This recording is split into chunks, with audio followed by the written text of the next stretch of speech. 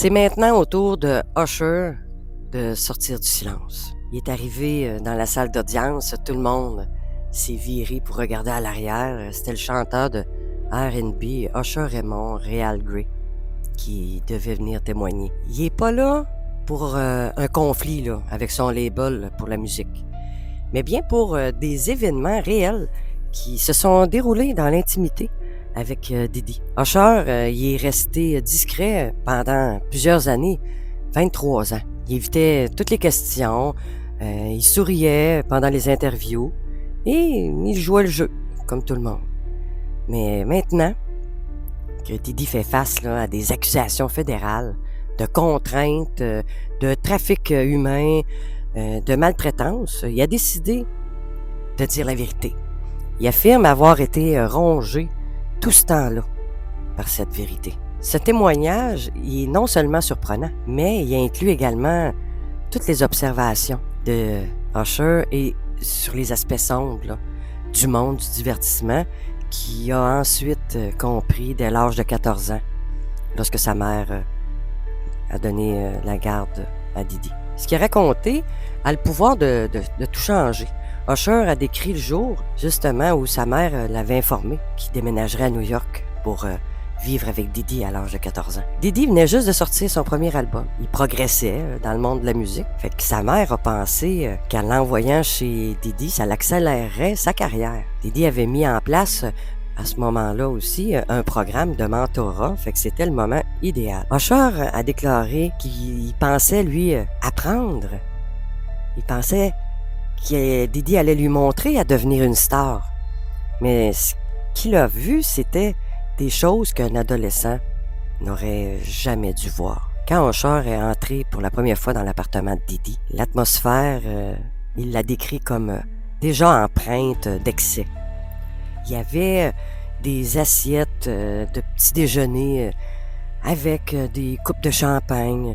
Il y avait plein d'inconnus qui se réveillaient, des gens à moitié vêtus ou à moitié inconscients gisaient partout. Il y avait des gens qu'il a reconnus, mais seulement plus tard, en les voyant dans les magazines et à la télévision, dont des célébrités. Il croyait qu'il s'agissait simplement d'une marque de commerce. Il a compris plus tard là, que ça témoignait d'une extravagance de Diddy.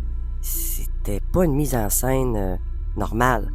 Il a expliqué au tribunal que la situation avait rapidement évolué vers quelque chose de beaucoup plus profond. Il recevait aucune formation vocale, ni aucune formation d'interprétation de la part de Diddy. Diddy lui avait plutôt conseillé d'arrêter de poser des questions, puis de faire la fête là, avec les superstars, puis de suivre ce mode de vie-là. Comme ça, il allait apprendre. On fait ça, qu'il avait dit ici. Il suffit d'observer sans demander et d'observer pour apprendre. Une nuit, Usher s'est réveillé à 3 heures du matin. Puis, il y avait des individus masqués là, qui rentraient dans la maison, dans la résidence. Il décrit le couloir illuminé par des bougies, une musique douce. Ça ressemblait à une scène de cérémonie.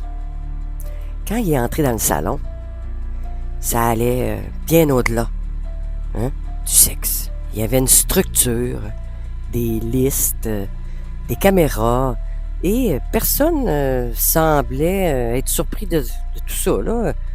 Fait que lui, il se pensait sur un plateau de tournage. Il s'est dit qu'il se souvenait avoir pensé qu'il ne devrait pas voir ça, que c'était pas bien. Mais qu'on lui avait demandé de retourner se coucher, mais lui, il n'y avait pas été. Il se coucher. C'est normal, à cet âge-là, t'es curieux. C'est à ce moment-là que sa perception de Diddy a été définitivement changée. Parce qu'il y avait des mises en garde qu'il n'avait jamais reçues ni de sa mère, ni de sa maison de disques, ni de ceux qui, dans le milieu, étaient tous au courant de la véritable vie de Diddy. Personne ne l'avait avisé. Il a précisé que Diddy était perçu comme un homme étrange, sans plus. Que tout le monde ignorait qu'il exerçait un contrôle silencieux, mais absolu sur les autres. Si Diddy ne vous aimait pas, eh bien, votre carrière stagnait. Votre silence était une condition pour qu'il vous apprécie. C'est ce qu'il a déclaré Usher au tribunal. On promettait aux jeunes musiciens recrutés une montée rapide vers la célébrité, Mais il était progressivement attiré par l'univers de Didi d'une manière que ces jeunes-là ne comprenaient pas.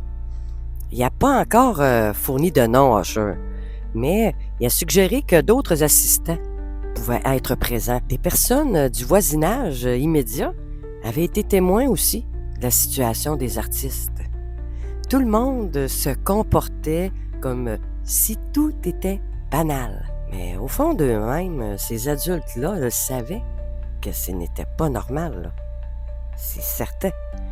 Lorsqu'il a parlé d'un voyage secret que Didi lui avait fait faire à l'âge de 15 ans, ça a été un moment des plus troublants. Il a continué en disant que le but était qu'ils se retirent tous les deux, juste tous les deux, lui et Didi. L'endroit où ce qui allait était isolé, pas de médias, pas d'appareil photo. Il a alors réalisé qu'il n'était pas là pour apprendre quoi que ce soit sur la musique, en tout cas. Là, il a arrêté de parler, il était comme troublé lors de son témoignage. Il a dit qu'il ne rentrerait pas dans les détails, mais qu'il dirait seulement qu'il n'avait pas le choix. Pauvre enfant. Quand l'environnement dans lequel il était placé et qu'il a fallu des années là, pour comprendre à quel point que ces gens-là étaient manipulateurs, ça a dû pas être drôle pour lui. Selon lui, ses relations avec Didi se seraient détériorées là, après ce fameux voyage. Le pouvoir du magnat, Sean Combs, s'est accru tout le temps. Il y avait constamment de nouvelles connaissances, des nouvelles fêtes étaient toujours organisées, des nouvelles réglementations aussi qui s'ajoutaient au fil du temps. Il se rappelait de celui qui avait lancé sa carrière avant. À chaque fois qu'il ripostait, même un temps soit peu, il lui rappelait qu'il fallait pas mordre la main qui le nourrit. Didi disait tout le temps ça. « Souviens-toi, celui qui t'a donné cette vie, c'est qui? » Au tribunal, Usher a regardé Didi droit dans les yeux, en disant ces mots-là. Là. Il a expliqué qu'il avait 16 ans lorsqu'on lui a présenté un contrat là, contenant une clause de confidentialité qui était bien déguisée. Hein? Ah ouais, c'était déguisé en accord de confidentialité classique, mais ça visait à protéger les activités internes de Bad Boy Records. Usher a affirmé que le contrat contenait des clauses explicites là, sur la discrétion et les réunions privées. Il comprenait même pas, lui, là, la moitié de ce qu'il y avait dans ce contrat-là à l'époque. Là. Il était beaucoup trop jeune, puis il n'y avait pas personne qui le supervisait. C'était Didi qui avait la garde. Selon les avocats du label, la co-signature de sa mère, par contre, était requise. Mais avec du recul, il a pu identifier que c'était un accord pour le garder silencieux. Il leur a fait confiance, là, ces gens-là, à ce moment-là. C'est la raison pour laquelle il avait signé. Cette signature-là garantissait son silence pour des années. Il n'avait pas le droit de discuter des fêtes à personne ou de la conduite des visiteurs. On l'avait informé que ça détruirait là, la marque. C'était quoi l'impact là, sur lui là, de tout ça? Lorsqu'il a tenté de s'exprimer là, un jour, de donner son opinion sur certaines choses, Didi avait invoqué cette clause-là du contrat. Il préparait une interview pour une revue prestigieuse en 2009 et des demandes personnelles ont commencé à arriver tranquillement. Il a reçu un appel de l'ancienne équipe juridique de Bad Boy. L'équipe a invoqué son accord de confidentialité lors de l'appel et il lui aurait dit de ne pas dire rien que ça pourrait nuire à sa réputation. Il n'y avait jamais donné suite là, à cet entretien-là après, mais il l'avait menacé. Selon Usher, il s'agissait pas juste d'un avocat. Là.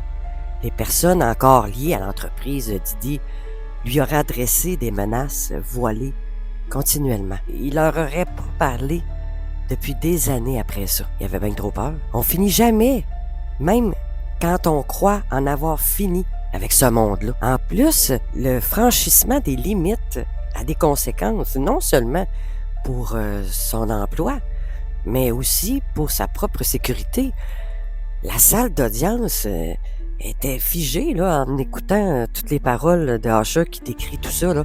Puis il leur a montré l'accord de confidentialité. Le juge, il a accepté comme preuve des reproductions non autorisées et des documents audiovisuels ont été mentionnés des propos qui avaient désormais une connotation bien inquiétante compte tenu de la collection vidéo étrange que Diddy avait à sa possession pendant des années. Tout ce temps-là, il s'est senti fou à cause de ce contrat-là. Tout ce qu'il ressentait, tout ce qu'il voyait, ça lui semblait irréel. Il ne pouvait pas l'exprimer à voix haute. Ensuite, il leur a raconté au jury un incident moins connu qui est survenu en 1990 lorsqu'il avait 17 ans. Diddy l'avait emmené à une soirée privée d'élite à Atlanta. Et cet incident-là allait changer la perception de Usher vraiment pour toujours là, devant son mentor. Diddy était en mode animateur de soirée ce soir-là, avec une maison là, remplie de mannequins, des célébrités, des individus énigmatiques, là, sans lien apparent avec l'industrie de la musique. Usher a déclaré qu'il avait été stupéfait par ce qu'il avait vu cette soirée-là. C'était une maison superbe, semble-t-il. Le sol en marbre, là, vous imaginez bien un peu le château de ce riche millionnaire rappeur. La chambre secrète était le lieu où Usher se souvient d'avoir vu Diddy. Il lui aurait dit « T'es pas encore couché, toi? Va te coucher, là. » Mais Usher, il n'avait pas écouté. Puis, il avait été jeter un coup d'œil sur ce qui se passait dans cette chambre-là. Il a vu des individus masqués, puis cette nuit-là l'avait changé pour le reste de ses jours. Il n'a pas voulu en dire plus sur ce qu'il avait vu. Depuis tout ce temps-là, il n'arrive toujours pas à décrire, justement, ce qu'il avait vu, tellement que c'était horrible. Il savait que c'était mal, mais il était pas sûr, là, c'est-tu légal, c'est-tu illégal, il savait pas. Il a ensuite montré des pages d'un journal photocopié. Usher a précisé qu'il avait commencé à tenir un journal en 1998.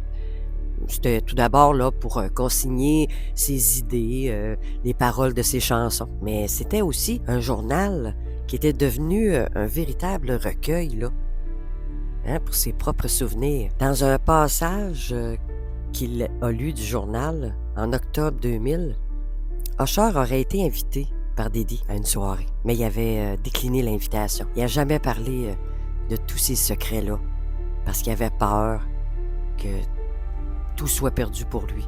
Il pensait que personne ne le prendrait au sérieux. Lorsqu'on lui a demandé pourquoi il révélait là, tout maintenant, Usher a répondu qu'il en avait assez vécu longtemps et qu'il était temps, là, maintenant, que la vérité éclate au grand jour. Usher a partagé une expérience qu'il disait avoir même pas raconté à ses propres amis, là, les plus proches.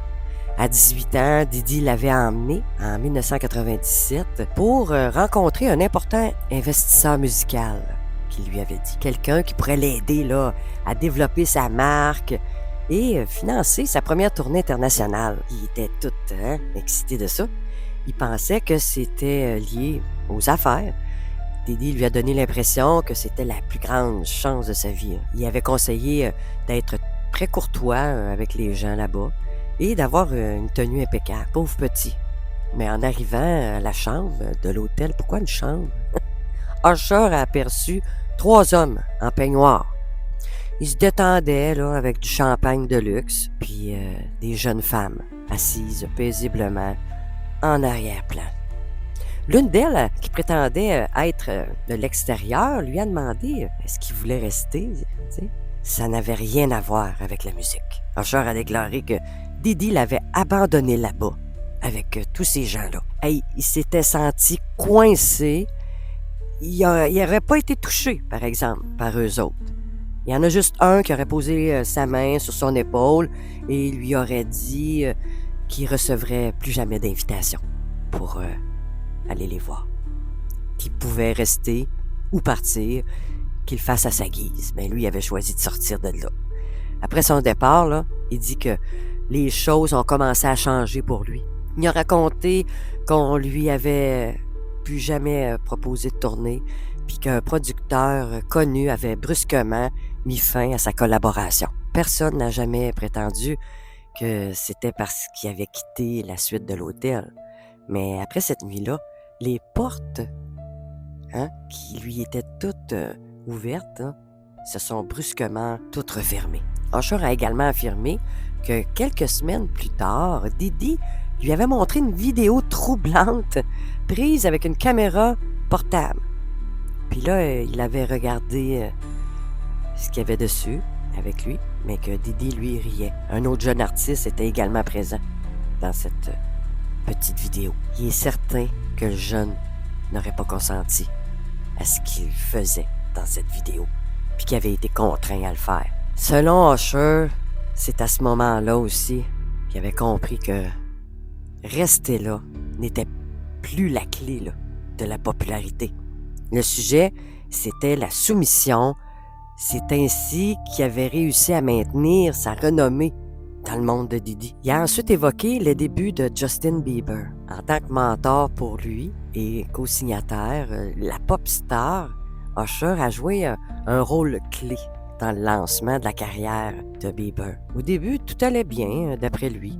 Il voulait être le grand frère de Bieber, il s'entendait bien.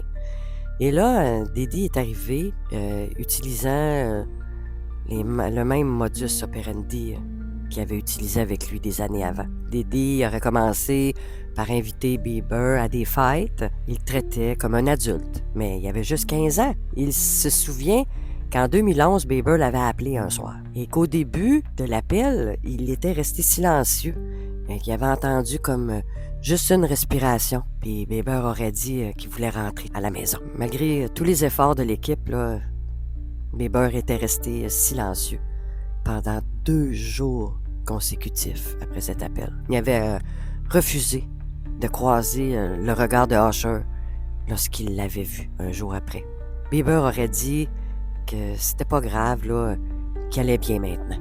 Il a ensuite raconté qu'il avait abordé le sujet en privé avec Didi, qui lui avait demandé, sans détour, qu'est-ce qu'il faisait à ces enfants-là.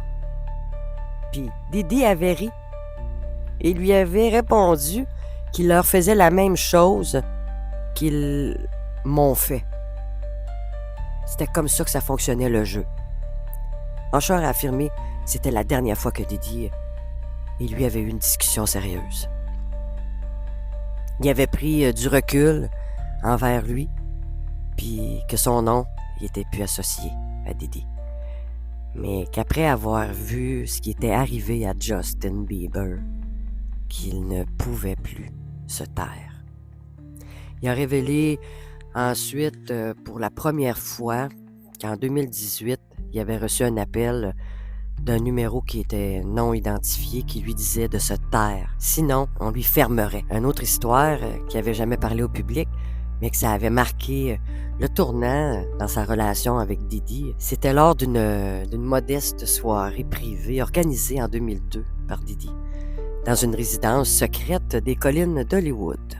Toujours secret, hein? Mais ce jour-là, Didi lui avait proposé de rencontrer un nouveau producteur européen. Mais il a déclaré qu'à son arrivée, il n'y avait ni producteur, ni dirigeant, juste une atmosphère de secret, un éclairage tamisé avec un dispositif de sécurité. Les téléphones étaient saisis à l'entrée et les visiteurs devaient signer un ensemble de documents qui s'appelait « Accord de confidentialité ». Mais que cette fois-là, le langage dans ces documents était beaucoup plus agressif que tout ce qu'il avait jamais vu dans le milieu. Il a déclaré que l'ambiance était très mauvaise, que toutes les personnes présentes n'étaient pas tous des artistes, que ce n'étaient pas des cadres non plus. Il a compris que ce n'étaient pas juste des observateurs. Il avait reconnu quelques célébrités, par contre, dont certains n'avaient jamais été vus ou liés publiquement à Didi. Il a refusé de les identifier, par contre, dans le dossier, mais que leur nom serait révélé si le procès irait plus loin. Il a affirmé qu'il aurait été abordé par un inconnu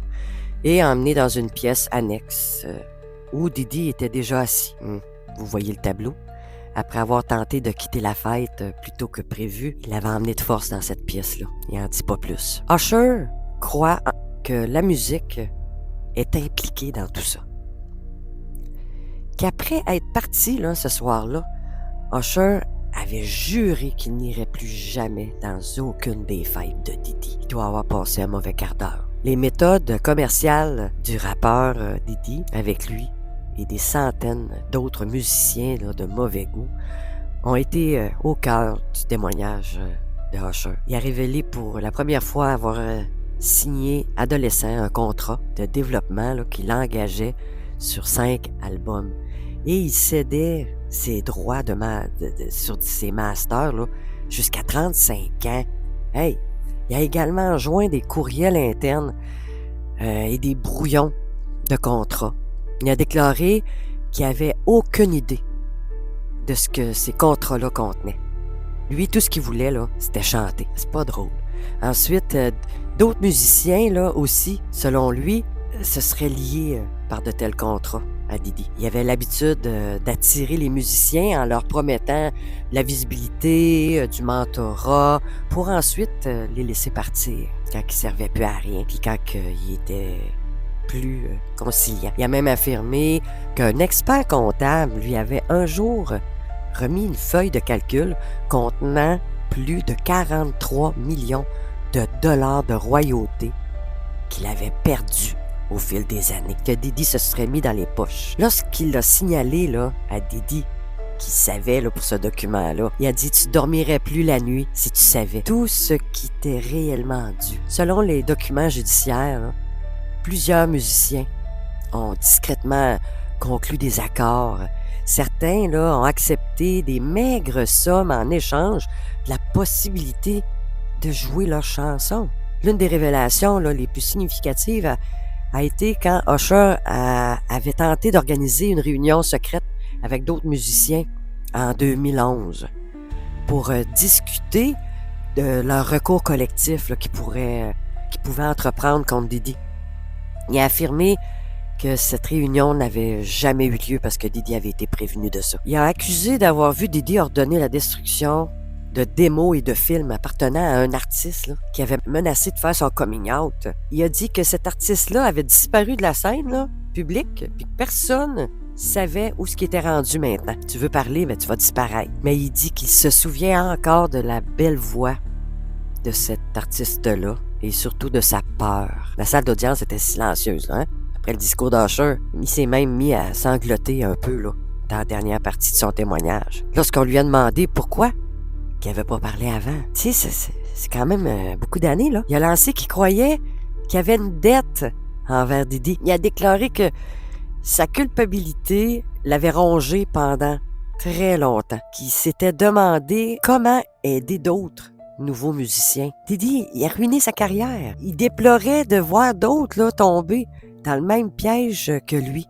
C'était pour ça qu'il parlait maintenant. Que Diddy avait toute l'influence et que ça avait toujours été important. Il a ajouté qu'en 2016, il avait tenté d'avoir une conversation privée avec Diddy, mais que son équipe juridique là, l'avait rejeté. Il a mentionné une note qu'il avait écrite dans son journal intime. Il avait beaucoup de difficultés là, à dormir la nuit après qu'il ait eu quitté là, définitivement le programme de mentorat de Diddy. Il avait survécu, mais il se demandait si l'enfant en lui avait survécu. Il en était toujours pas convaincu aujourd'hui. Il a terminé son témoignage en s'adressant au tribunal et aux victimes qui le voyaient là, en ligne, et surtout à la nouvelle génération d'artistes qui admirent Diddy. Il y a beaucoup plus qu'une personne impliquée là-dedans. Il s'agit de tout un système qui a appris aux enfants, tout comme à lui, de se taire, d'obéir aux ordres et de ne jamais défier ceux qui les nourrissent. Cependant, maintenant qu'il était là, à la cour, il avait plus peur de Diddy parce qu'il l'avait déjà vécu. Il faisait ça pour ceux qui n'ont pas pu le faire à l'époque. Le silence, hein? Régnait là, dans la salle, comme toujours. Hein? Quand il y a un témoignage là, qui est émouvant moindrement, tout le monde est attentif. C'est un procès fédéral pour racket et trafic humain. Ça s'était transformé en quelque chose de bien plus grave. Là. Il faut que le silence de l'industrie musicale, qui dure depuis des décennies, puis qui prend toujours de l'ampleur, là, jusqu'à aujourd'hui soit dénoncé. Usher a disparu une fois, une semaine complète de la scène publique. Pendant toute la semaine, là, personne n'a demandé il était où. Les initiés du milieu musical là, pensaient qu'il profitait d'une pause dans son programme de tournée là, qui était très chargé. Il a révélé là, au tribunal avoir été admis sous de faux prétextes dans un établissement psychiatrique privé en Californie du Nord. Il a expliqué que sa dépression était due à des souffrances persistantes, héritées de son adolescence avec Diddy. Peu après ses 20 ans, Usher a déclaré avoir commencé à être pris de crises de panique, souvent déclenchées uniquement là, à la simple vue d'objets qui semblent inoffensifs à prime abord, mais que pour lui, ça lui faisait déclencher des crises. Lors d'un séjour dans un hôtel à New York, qui se trouvait également être un des lieux où ce que Diddy faisait ses célèbres fêtes, il dit qu'il a d'abord pas vu le lien, mais un soir, tout lui est revenu à l'esprit. Usher a déclaré au tribunal qu'en entrant dans le couloir, il a senti la même marque de bougie que celle qui avait l'habitude de faire brûler là, pendant ses freak-offs. Il dit qu'il s'est figé de partout. Avoir commencé à trembler, sa respiration était devenue même difficile. Il a même été emmené à la clinique le soir même, où il a été suivi pendant 5 jours là, par les médecins. Il n'a jamais révélé au public ce qu'il avait dit au psychiatre interne. Il a vu des choses qu'aucun enfant ne devrait voir. Dans son environnement, le pouvoir signifie le silence. Que survivre dans cette résidence était bien plus qu'un simple refuge, parce qu'on peut y acheter et vendre des rêves. Mais que le prix à payer là, pour tous ces rêves, c'était ni plus ni moins que son âme. Usher a choqué le jury. Et ses admirateurs à l'extérieur du tribunal ont été troublés de ça. Quand il a avoué que son médecin lui avait diagnostiqué un syndrome de stress post-traumatique. Il a continué en disant qu'avant de pouvoir dormir là, toute la nuit là, sans faire de cauchemars, qu'il lui aurait fallu plus de 2 ans de traitement. Il a caché tout ça pendant 23 ans parce qu'en 2001, personne lui aurait fait confiance, car il dit qu'il était trop jeune. Il était juste un enfant qui avait la voix. Il affirme que maintenant, le monde est prêt à écouter. En raison des conséquences de la confession. J'espère que vous avez apprécié ma vidéo. Faites le pouce, activez toutes les notifications pour ne rien manquer de mes prochaines vidéos. Je vais continuer à vous décortiquer des témoignages comme ça, pour que vous en appreniez plus sur le monde de nos célébrités.